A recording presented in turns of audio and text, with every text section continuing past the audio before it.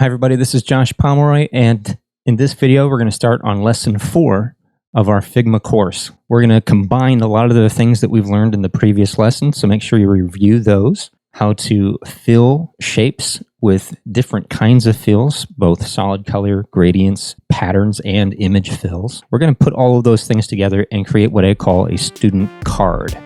Let's do that right now. So here we are in Chrome, and I've gone to figma.com and log in just as you normally are used to at this point. And what I've done is combined all of the lessons into one Figma document to make it easy to see what we've completed so far and how we can use some of the things that we've built already to help us in our next lesson. And I wanted to show you right over here where I've got a frame that is labeled Lesson 4. In my layers panel here, we can see that right here. This is an example of what we're going to be creating. And I'm first going to ask you to go to download the assets. Use that link provided, or you can follow along in this video. It's on my website, joshuapomeroy.com/downloads, and it's for lesson 4. Just click Get Assets, and it will take you to a Google Drive folder. You need both of these assets. I have a SVG palette already, so we can just right-click and download that.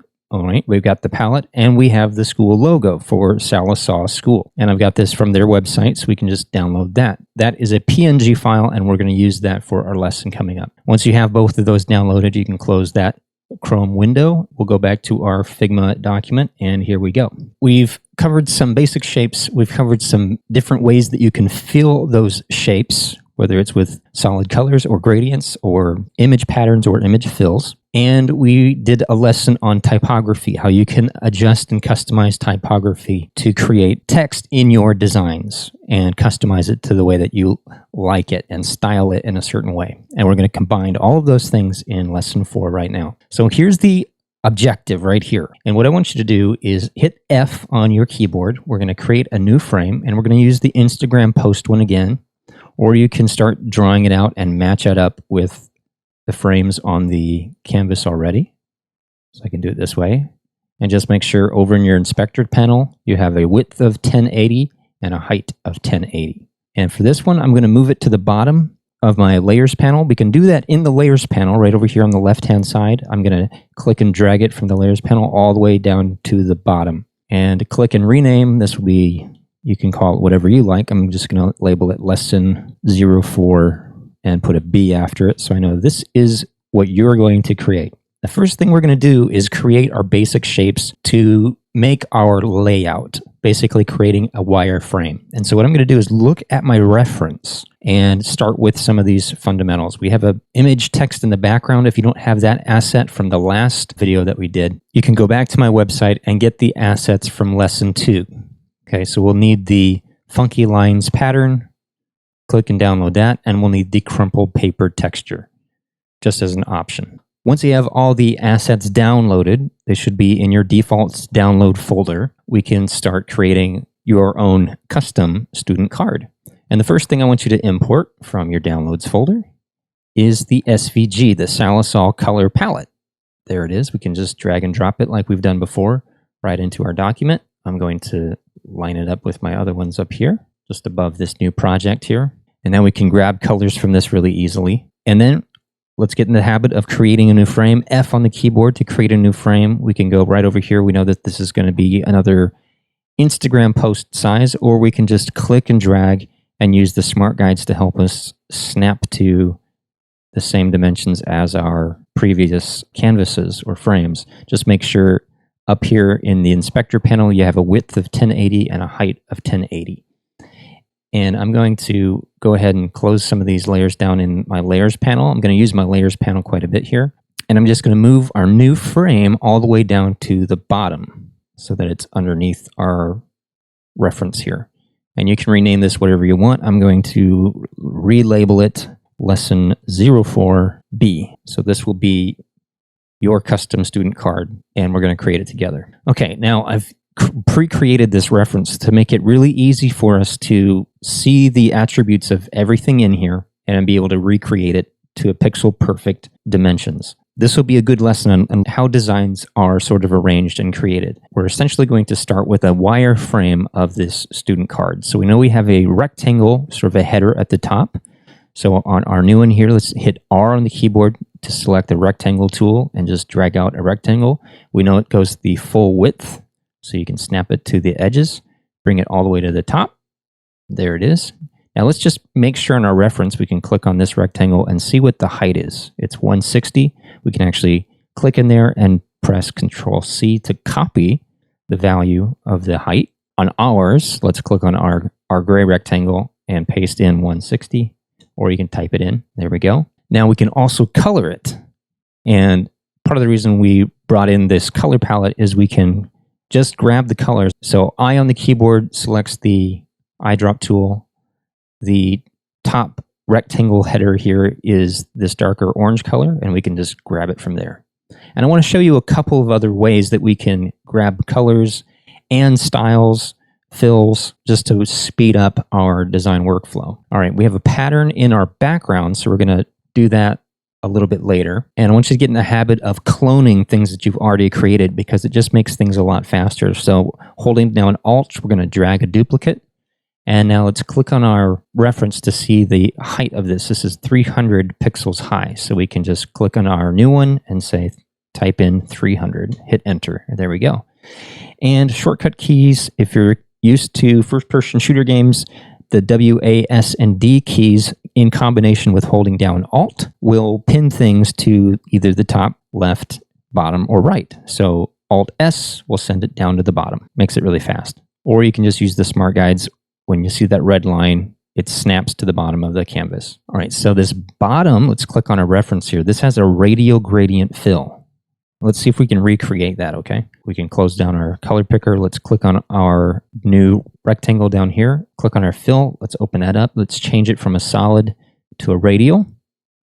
And we're using two different oranges in here. We're using the dark orange, and we're using this lighter orange from our palette right up here. So we can just make sure that we have one swatch that's our dark orange, and click on our second swatch, make that our lighter orange. But it's reversed here. So all we have to do is we can reverse it this way. Just move these are called swatches or stops right up here, and we can just swap these. There we go. And now let's look at how the gradient fill is being applied here. So we have it kind of pinned in the center, and then the darker color goes out to the corner. So let's click on our rectangle again, pop open our fill attributes, and let's do the same thing. Let's just move our second stop here over to the corner. And if you notice, we had this third circle here. We get this little, sometimes this is hard to see. We get this third circle, and it was way out here. We can bring this in a little closer, and you can see we can narrow the band of this radial gradient. I want to make it like right about there. There we go. A faster way to copy these attributes, since we already have them in the reference, is just select the bottom rectangle, press Control, Alt, and C, and that will copy all of the attributes of that shape. Let's click on our rectangle and press Control V. And now not much changed because we had it almost perfect. But that would be a faster way if you want to just copy the attributes of the shape to another shape. Okay, great.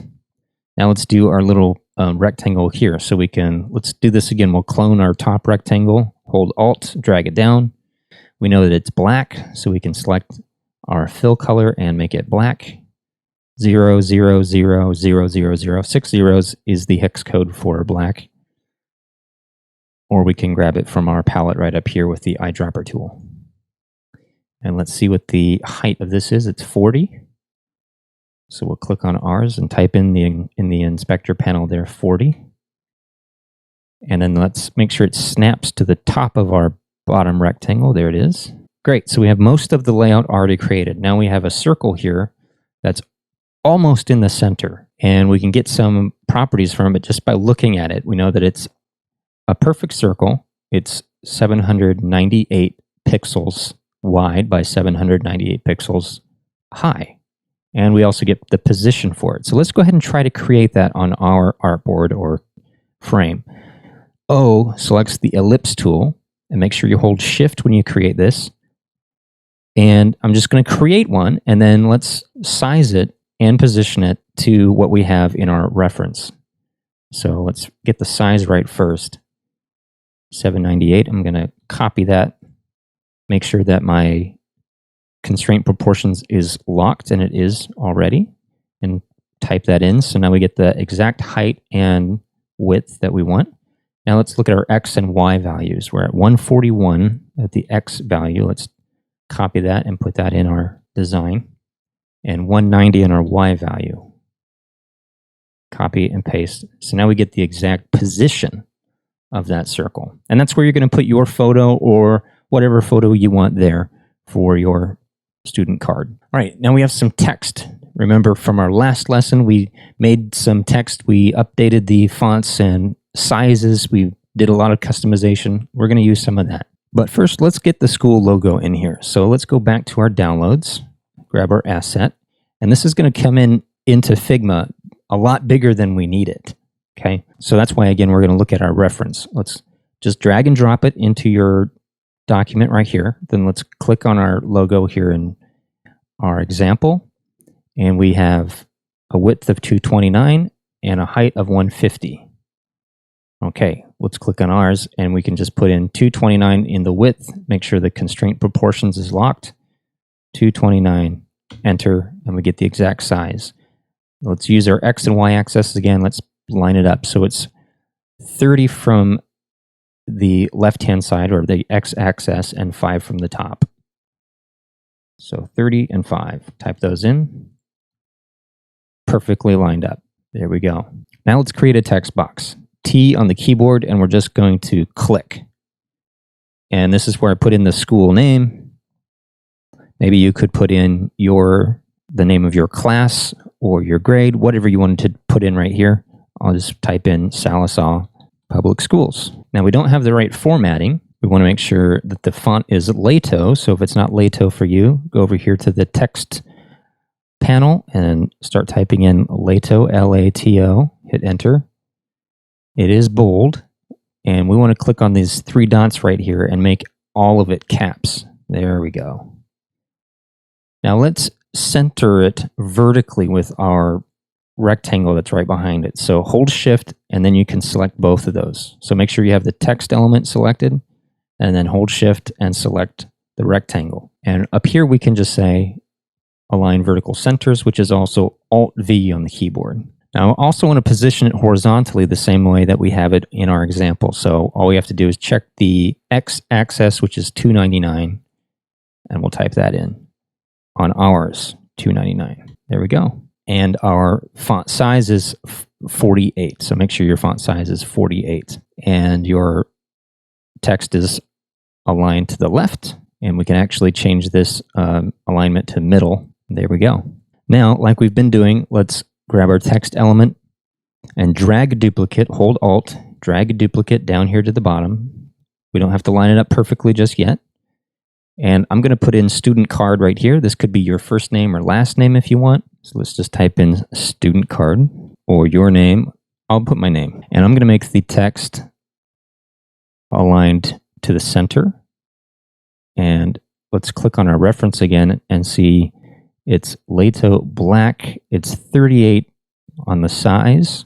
So let's change that. Lato black, 38 on the size. So you can select 36 and then just push the up arrow twice, go to 38. We also have a little bit of kerning or letter spacing applied, and that's 10%. So let's select our new text here and type in 10. So we push the letters apart just a little bit, makes it easier to read. And we can align this to the center of the frame just by hitting this align horizontal center right up here, or the shortcut key is Alt-H. We also want to make sure we have the Y position just right, the vertical position just right, which is 1012. Let's copy that. We were pretty close. Let's paste that right in there. And now we have the exact pixel perfect dimensions for our layout. Let's go ahead and change our background here. So what we want to do is select our frame. You can do that by selecting the header of the frame right here, okay? And I want to add a new fill. So over here in the fills panel, let's click the plus button. And from linear, we're going to click on that. Let's go to the drop-down menu and select image. And we're going to choose one of the assets that we downloaded to our downloads folder. And that's going to be the funky lines pattern, or if you want to choose the crumpled paper, you can choose that one as well. I'll show you both. Here's the funky lines pattern. We'll just click open, and there it is. And we're going to change it from fill to tile.